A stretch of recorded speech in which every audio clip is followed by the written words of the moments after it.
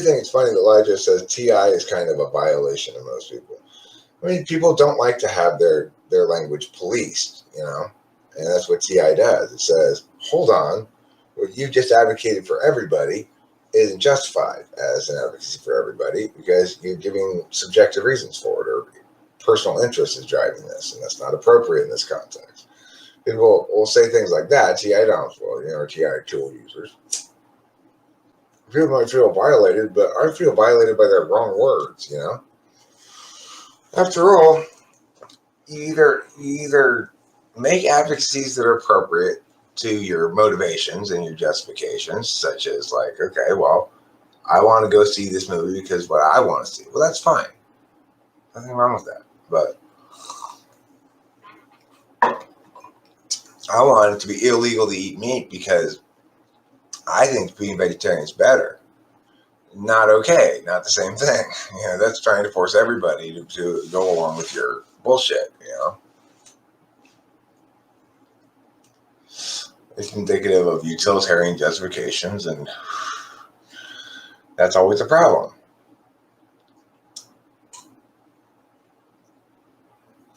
The funny thing is, like, Joe, people feel violated discursively by TI. I would probably agree with that, but TI is the thing that's protecting everybody from being violated in the real world,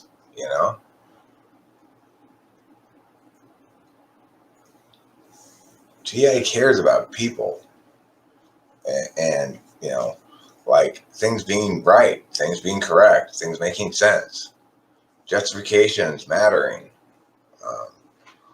that the world is parsable, that you can make sense of it. And it's true, but non-TI types don't listen to TI types. I'm not saying TI is the right thing to use in all settings, but there are certain contexts where it absolutely is the right thing to use. Certainly politics would be one of them, because we're talking about discursive defensibility. That's really what TI is driven by, is discursive defensibility. So that means your language is most defensible universally. And that's exactly what should be determinate in matters of politics, since they supposedly represent all of us. We should have that which is most uniformly and universally defensible then driving policy. Well, I mean, and that's the point, Angan, too. When I say that Trump is dumb, I'm demonstrating function bias here, and I'm violating my central thesis of IQ not mattering. What I do mean is he doesn't justify in ways that I consider to be acceptable for public policy. I have good reason to think that that's not an acceptable way to justify public policy. And so perhaps the best thing I could do is say he's out of his proper element. He's using the wrong deliberative approach to matters of public policy. And that, his action function is not consistent with the one that would be better served to manage public policy. I mean, he talks like an ESFP, He doesn't care about consistency. He doesn't care about logical justifications or rationales. He doesn't think that, talk is cheap, as he said, right? He doesn't understand the power of discourse. In the earlier live stream that I had, in which Taylor joined and pressed me to come up with a COVID, what a policy would be in COVID, I sort of demonstrated just how powerful simply having the bully pulpit and changing the narrative in one small way can be. If I pointed out the specific clause in the Civil Rights Act, Post-Reconstruction Civil Rights Act, Section 1984, that indicates that individual government officials can be held civilly liable for rights violations, and that enforcement of these COVID regulations often comprise rights violations because either they're implemented without due process of law, or because they are fundamentally in violation of the scope of power of the agencies who are passing these laws. And they know this, they hold this knowledge They do or should.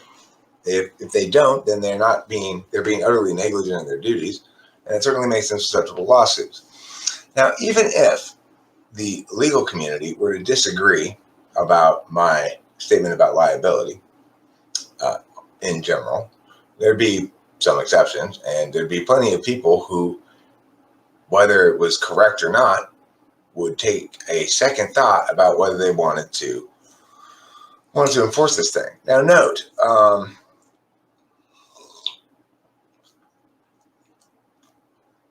well, see, this is the thing, Lijo. We need to have a meaningful distinction between smart and effective. Being effective, being tactical, being even strategic is not the same thing as being smart. I'm not saying he's not tactical and effective enough to become president, probably even a second time. I think he is effective and tactical enough to do that. Does that make him smart? Well, it makes him savvy. But the point is, when I mean smart, what was his approach to COVID? Well, I don't believe in it because of a hunch. That's the best he could do? That's not smart. That's not an intelligent explanation. That's not an intelligent use of words to sculpt the world, Words can sculpt the world successfully, but they have to be the right words. They have to be said by the right person. And, Trump has no credibility at all. He contradicts himself all the time. He basically lies at the drop of a hat. I think he is effective at what he wants to be effective at, which is being president and doing what he wants. It's just the problem is, Elijah, that we have to evaluate effectiveness for somebody like him in terms of, is he what a president should be? And the answer is no. In that regard, he's not smart enough. He doesn't have an understanding of public policy. He's not able to articulate good reasons for his decisions regarding public policy. If he can't win the argument as to why a given policy is to be preferred, in meaningful argumentational combat, then he doesn't deserve to have the position that he holds. It's like, if you can't explain why he holds a given position and why it's the right position to hold, then why does he hold it? Well, the answer is arbitrary reasons. He's an ESFP. He uses his feelings.